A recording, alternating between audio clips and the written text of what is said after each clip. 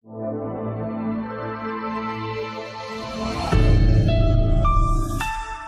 स्वागत है मेरे प्यारे बच्चों, आप सभी का आपकी अपनी हिंदी की कक्षा में। आज हम वाणी श्रृंखला द्वारा प्रकाशित पुस्तक मेरी हिंदी व्याकरण भाग 2 के पाठ 10 का अध्ययन करेंगे और हमारे पाठ का नाम है पर्यायवाची शब्द।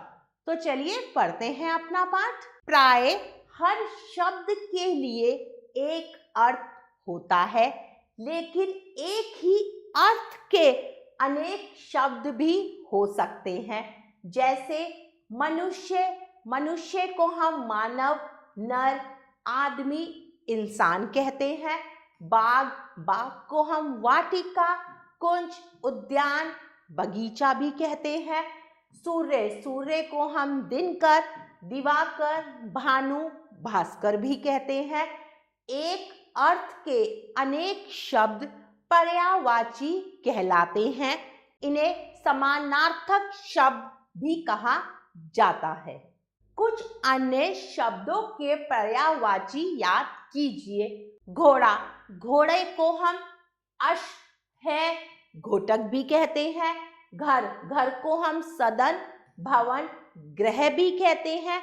दिन, दिन को दिवस, वार, वासर भी कहा जाता है।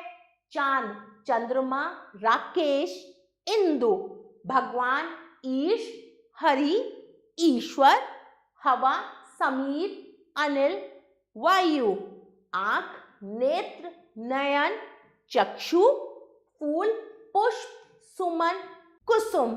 बाकी के पर्यायवाची शब्द आप स्वयं पढ़ेंगे। चलो अभ्यास करें। प्रश्न 1, निम्नलिखित शब्दों को उनके पर्यायवाची शब्दों से मिलाइए।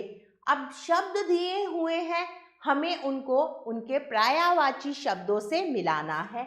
सबसे पहला शब्द है गंगा। गंगा को हम और भी क्या कहते हैं? दिवाकर, चंचला, सुरसरी, राक्षस या रजनी। तो हम गंगा को मिलाएंगे सुरसरी से। सूर्य, सूर्य को हम दिवाकर भी कहते हैं। धनुज, धनुज को हम राक्षस कहते हैं। रात्रि, रात्रि को रजनी और लक्ष्मी को हम चंचला भी कहते हैं। प्रश्न 2, निम्नलिखित शब्दों के दो दो पर्यायवाची शब्द लिखिए। पहला शब्द है हवा। हवा को हम वायु और क्या कहते हैं? समीर। स, म पे बड़ी की मात्रा, र, समीर। ईश्वर, ईश्वर को हम ईश और क्या कहते हैं? भगवान।